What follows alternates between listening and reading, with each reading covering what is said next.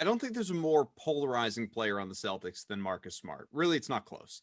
And for those that are part of the fan club, in this house we do not slander Marcus Smart. Me, Evan, so many others that have come on this show. Maybe the best way to put it, Matt, is we've celebrated Marcus Smart's strengths while acknowledging his weaknesses. That's probably a fair way to put it, I think. But as an outsider, as someone who is a close follower of the NBA, but not a Celtics fan per se, even though there are plenty of Celtics fans who can't stand Marcus Smart and think his shot selection sucks and don't like it when he shoots, period, and falls apart late in games and the hashtag winning plays are overrated and yada, yada, yada. How do you view it in terms of what his value truly is to a contending team? Does every team need a Marcus Smart type player? Or in these deals that we're talking about here, should the Celtics actually be willing to move on from Marcus Smart in terms of if you got to move a guy who has value, that's the guy? I reported at the draft, the Celtics had talks. I got this from two sources. The Celtics had talks with the Warriors for the number 2 pick for Marcus Smart. Mm-hmm. That was a conversation that I still believe was held. Both sides walked away from it. Boston didn't want to give up Marcus Smart, but there were at least discussions about it.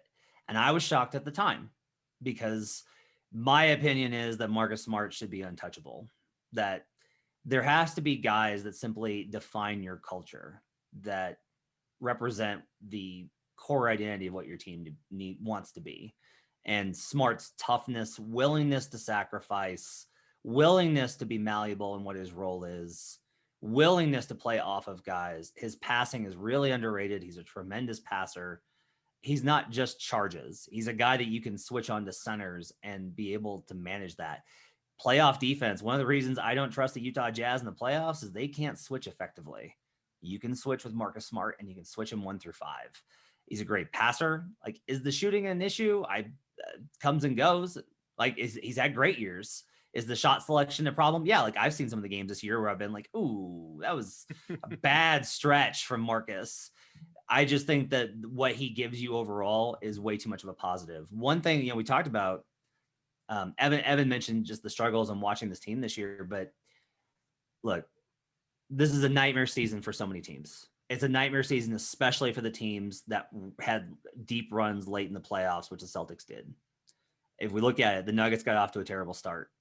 The Heat got off to a terrible start. The Lakers got off to an okay start and then have tailed off as that kind of drifted.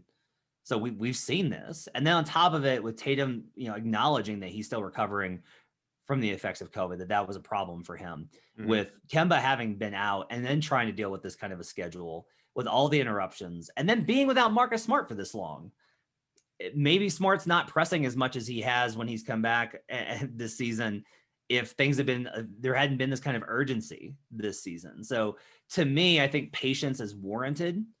I think if you can get a deal without including Smart, that's the way to go.